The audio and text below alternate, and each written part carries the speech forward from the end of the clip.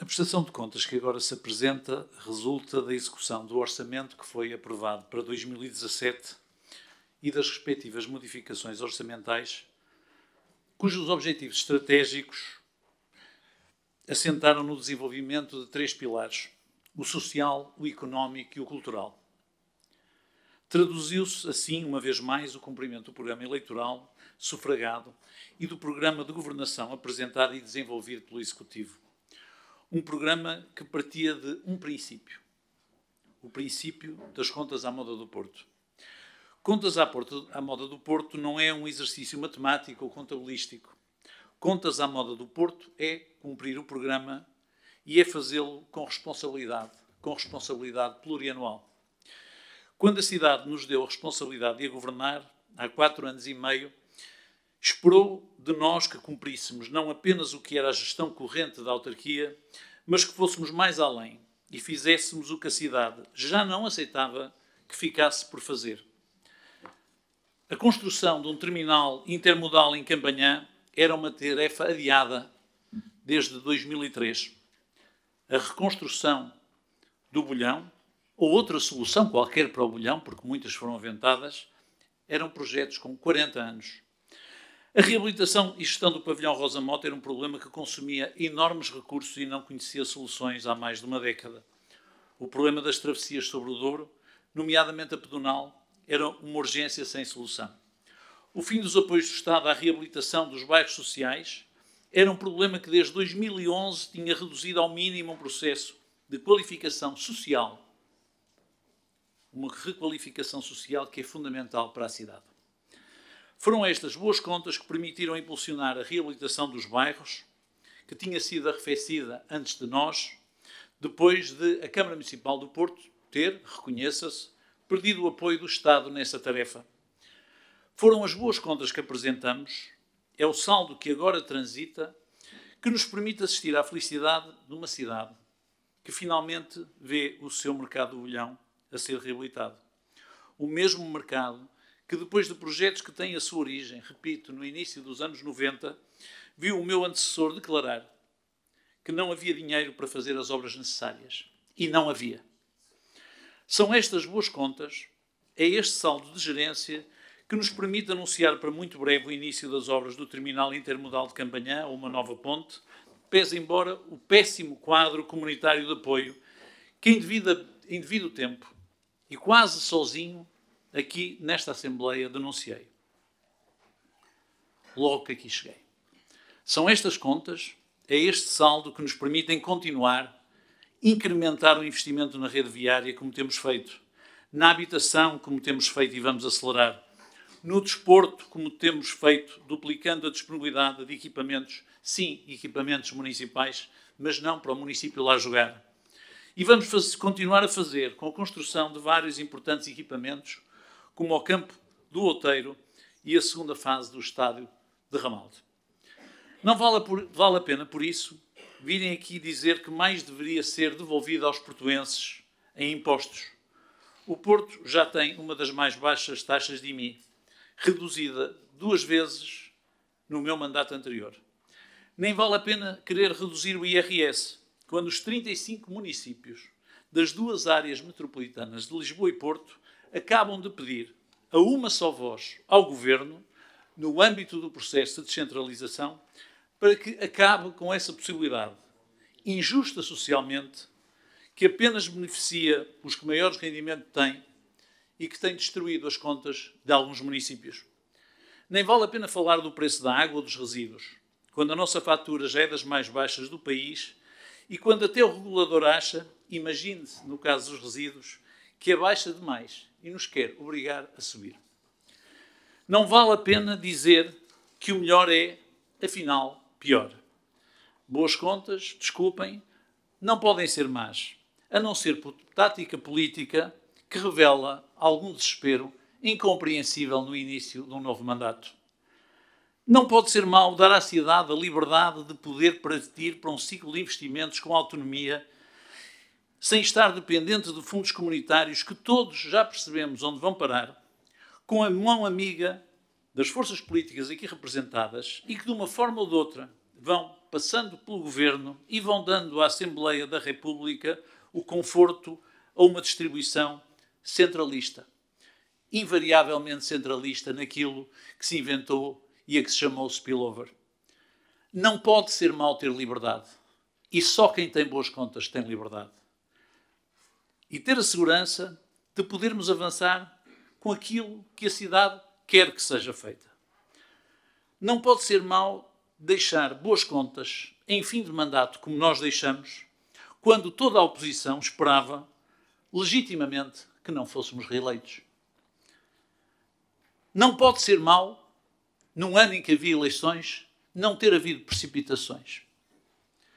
Se há projetos que podem ser desenvolvidos com iniciativa privada e podem não implicar investimento público, como são os casos do Pavilhão Rosa Mota ou do bairro Rainha Dona Leonor, a verdade é que outros não podem.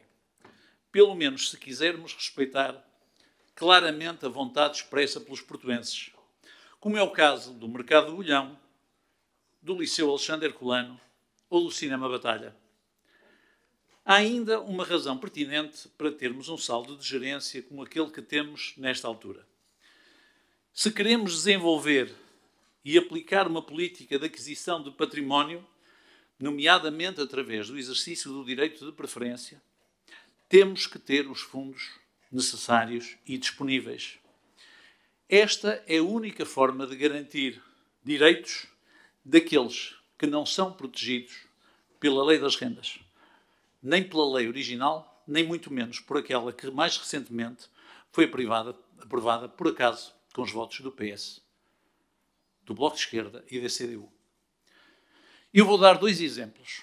O caso do Teatro Sá da Bandeira e um caso mais recente de um imóvel de 2,5 milhões de euros na Ribeira, que a Câmara tenta adquirir através deste preceito. O primeiro viu levantar-se um conjunto de problemas alheios à autarquia em sede de Tribunal de Contas. O segundo relaciona-se com a criação de um expediente dos vendedores para fintar a pretensão da Câmara. Em ambos os casos, a Câmara é obrigada a esperar por decisões que não pode acelerar e que não dependem, naturalmente, da sua vontade, que sei que é de todas as forças políticas. Em ambos os casos, o compromisso da despesa fica retido até a decisão final, o que no primeiro caso está a levar meses a resolver, e o segundo pode até prolongar-se por anos, apesar do município ter feito o depósito do valor em causa. Não tivesse a Câmara o saldo de gerência que tem e teria já desistido de ambos. Então, o Sá da Bandeira seria possivelmente demolido e a autarquia perderia, no outro caso, a oportunidade de comprar um imóvel interessante para o desenvolvimento da sua política de habitação. Se ter esta liberdade é mau, se é mau ter contas que nos permitem fazer aquilo que antes não foi feito, porque não podia ser feito, e que prometemos à cidade que iríamos fazer, baixando impostos, absorvendo aumentos do custo da água em alta e retomando, sem ajuda, a reabilitação dos bairros da cidade, então sou eu que já não sei o que são contas à moda do Porto. Queria sobre isto deixar ainda uma última nota. Se note-se o saldo é de hoje de cerca de 90 milhões, alcançado num período de crescente investimento. 2017 foi o maior investimento da década nesta Câmara, se excluirmos aquilo que foram as indemnizações para o parque da cidade. De redução de impostos e redução de dívida, isso deve-se a duas razões. A primeira razão foi não termos gasto onde não devíamos gastar. Note-se a redução dos custos com as contratações de serviço em 2017, bem expressos no relatório. A segunda razão foi termos encaixado nos últimos anos cerca de 35 milhões de euros provenientes de um acordo com o Governo.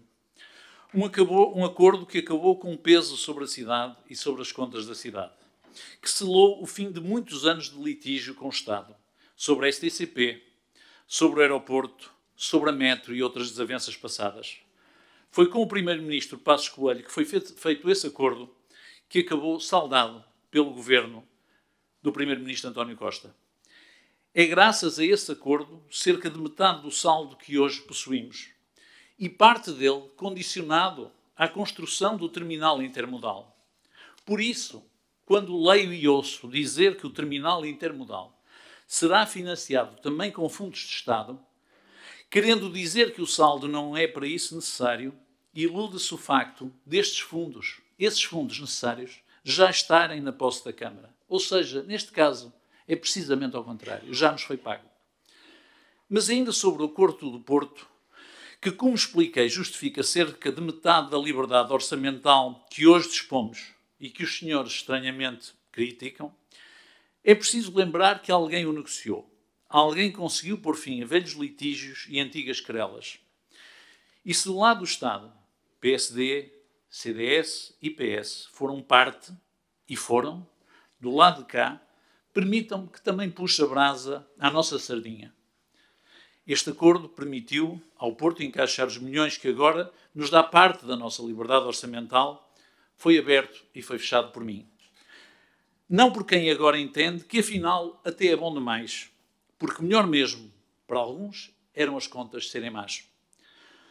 Os documentos em apreciação são, por isso, expressões de políticas desenvolvidas, mas são também, e sobretudo, documentos técnicos que dão uma imagem numérica às atividades realizadas em 2017 e que se apresentam conforme à legislação aplicável. E também por isso devem ser aprovadas, porque também resultam de um trabalho competente e rigoroso dos nossos serviços, dos serviços competentes da Câmara Municipal do Porto.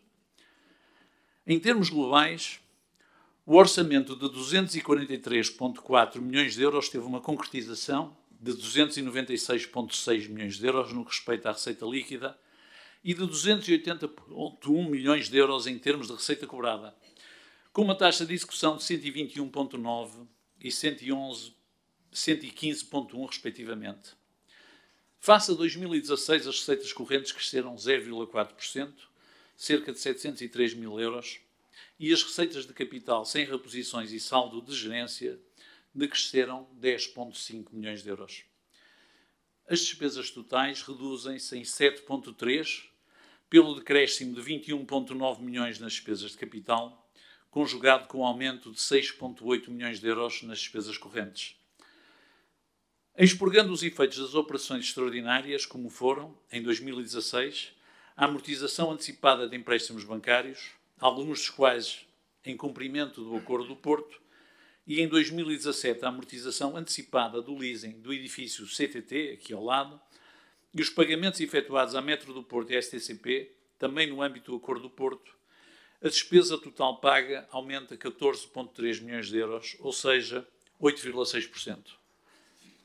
A poupança corrente foi de 49,2 milhões de euros, permitindo a libertação de meios para o financiamento do investimento municipal plurianual. A regra do equilíbrio orçamental foi cumprida com um excedente de 45,6 milhões de euros. O saldo global efetivo foi de 86,6 milhões de euros. A dívida de médio e longo prazo, que em 2016 ainda incluía uma operação de leasing, reduziu-se em 6,2%, ou seja, 2,1 milhões de euros. O prazo médio de pagamento a fornecedores foi de 7 dias. Mais do que o cumprimento dos preceitos legais, este prazo de pagamento demonstra respeito para com os agentes económicos e faz com que o município do Porto consiga contratar mais barato do que outros municípios, que pagam mais tarde.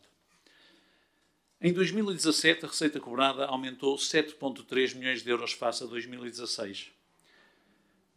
Este acréscimo, verificado em termos globais, decorre do aumento da receita corrente em 703 mil euros e da incorporação de saldo de gerência de 2016 superior em 16,8 milhões de euros ao verificado no ano anterior, conjugado com a variação negativa das receitas de capital em 10,6 milhões de euros.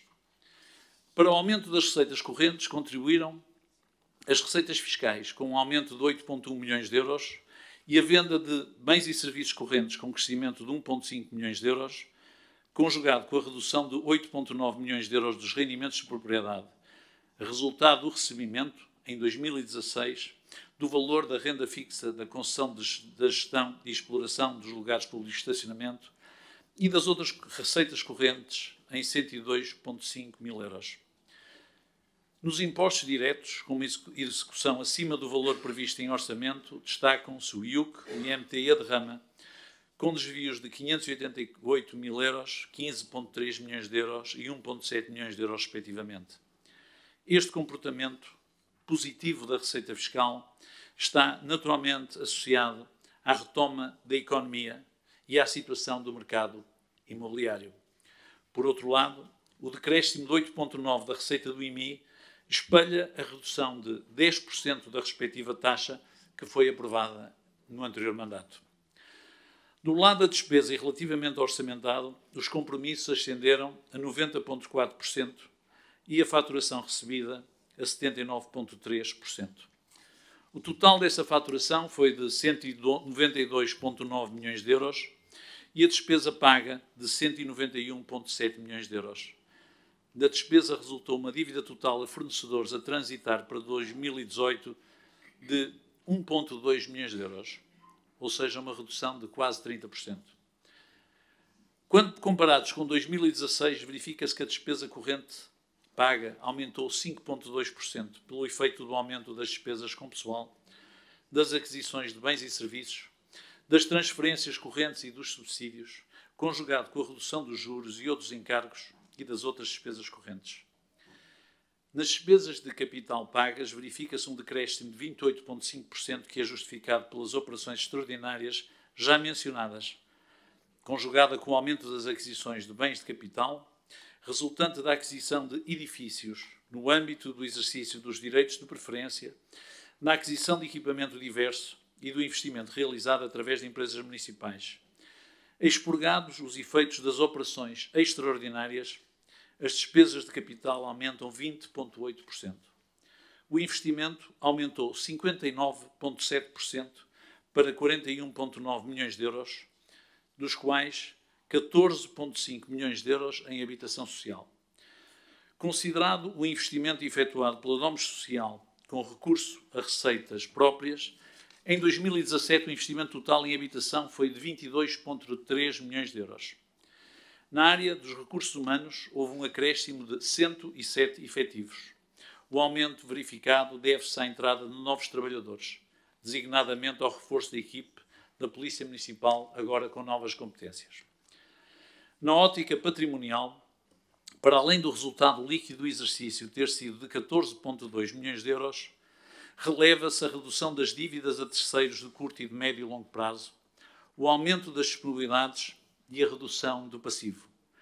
Concluindo as contas, o relatório que agora se submete à apreciação e aprovação da Assembleia espelha o resultado de um rigoroso e prudente processo de elaboração do orçamento e da gestão da execução orçamental, bem como um cuidado permanente na prossecução dos objetivos políticos.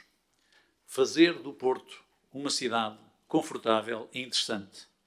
Ousar dizer e fazer para que a felicidade dos portuenses seja um objetivo da nossa política, das nossas políticas. A história coletiva, porque hoje falávamos de história coletiva, de uma cidade, faz-se assim, compreendendo aquilo que os eleitores escolheram como desígnio. Estas contas servirão também, deixem-me assegurar-vos, para aprofundar o modelo de descentralização e de delegação de competências. E sem esperar muito tempo, sem indexações que não fazem sentido. Sempre estive sobre esta matéria olimpicamente calado. Nunca discuti os assuntos e este assunto nos jornais. A minha carta, que a senhora Presidente Sofia Maia tentou ler, não a conseguiu acabar, nunca foi aos jornais. Queria saudar as palavras da senhora Presidente de Junta, também do senhor Presidente de Junta de Paranhos, que é o decano dos presidentes, e naturalmente do senhor Presidente da Junta do Bonfim. Os presidentes de Junta que só uma vez me pediram uma reunião coletiva e já depois de constituído o grupo de trabalho. Lembro que o grupo de trabalho foi constituído por proposta do Partido Socialista, apresentada em executivo, e foi criado. Naturalmente, senti-me inibido de, no entretanto, negociar eu próprio a delegação de competências com as juntas. Percebi hoje que, afinal, o Partido Socialista apenas queria um pretexto para congelar, para, entretanto, fazer a política como aqui fez hoje. Questionar a minha coerência sobre a descentralização é, desculpem, tentar-me passar um atestado que eu não mereço e que não recebo. Pois bem, não irei esperar. Independentemente dos trabalhos do grupo de trabalho, irei negociar prontamente com as juntas no sentido de aperfeiçoar o modelo de descentralização. Em coerência, o nosso representante do Executivo deixará o grupo de trabalho, que pode trabalhar à sua vontade, nos tempos que quiser, como a senhora deputada diz, porque não os vai poder concluir em abril, como era pretendido.